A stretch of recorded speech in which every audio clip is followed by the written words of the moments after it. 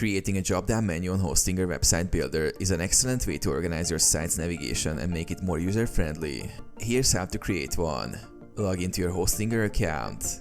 Go to Hostinger's website and log into your account. Navigate to the website builder. Select your website. Choose a website you want to edit, then click on Edit Website to open the editor. Access the navigation menu.